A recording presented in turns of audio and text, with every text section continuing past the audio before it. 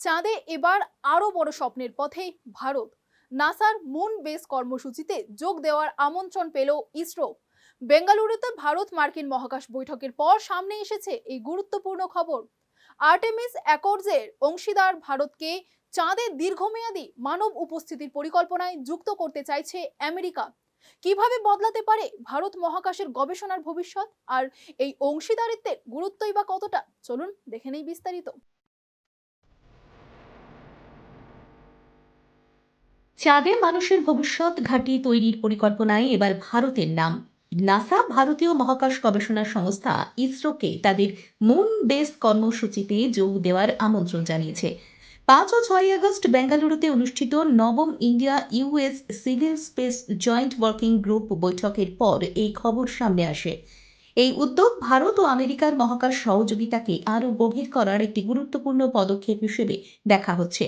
মার্কিন রাষ্ট্রদূত সার্জিও বোরো সামাজিক মাধ্যমে জানিয়েছেন, নাসা বেঙ্গালুরুতে ইসরোকে মুন বেস কর্মসূচিতে যোগ দেওয়ার আমন্ত্রণ জানিয়েছে। এই আলোচনা দুই দেশের ট্রাস্ট উদ্যোগের সঙ্গেও যুক্ত।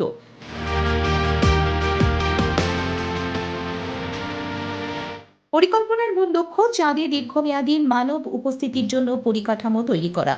নাসার আর্টেমিস কর্মসূচির মাধ্যমে চাঁদে মানুষকে ফেরানো এবং ভবিষ্যতে আরও দীর্ঘ সময়ের গবেষণার সুযোগ তৈরি করার পরিকল্পনা রয়েছে। ভারত ইতিমধ্যে আর্টেমিস অ্যাক্রোডস এর অংশ। এই চুক্তি শান্তিপূর্ণভাবে চাঁদ ও অন্যান্য মহাজাগতিক বস্তুর অনুসন্ধান, বৈজ্ঞানিক তথ্য ভাগ করে নেওয়া এবং নিরাপদ ও দায়িত্বশীল মহাকাশ কর্মকাণ্ডের জন্য একটি সহযোগিতার কাঠামো তৈরি করে। বেঙ্গালুরুর বৈঠকে শুধু মুন বেস নয়, মহাকাশ বিজ্ঞান, মানব মহাকাশ যাত্রার প্রযুক্তি এবং বৈজ্ঞানিক তথ্য ভাগ করে নেওয়ার বিষয়েও সহযোগিতা এগিয়ে নেওয়ার আলোচনা হয়েছে।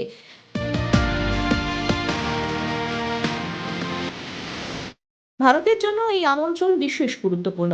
চন্দ্রযান কর্মসূচির সাফল্যের পর মানব মহাকাশ যাত্রা ও গভীর মহাকাশ গবেষণায় ভারতের ভূমিকা আরও বাড়ছে। ভবিষ্যতে ইসরো মুন বেস প্রকল্পে কী ধরনের প্রযুক্তি, গবেষণা ও পরিকাঠামোগত সহায়তা দেবে তা নিয়ে পরবর্তী আলোচনাই এখন গুরুত্বপূর্ণ। সব মিলিয়ে পৃথিবীর কক্ষপথ পেরিয়ে চাঁদের মাটিতে দীর্ঘমেয়াদী গবেষণার যে নতুন অধ্যায় তৈরি হচ্ছে, সেখানে ভারতকে আরও গুরুত্বপূর্ণ অংশীদার হিসেবে দেখতে চাইছে আমেরিকা।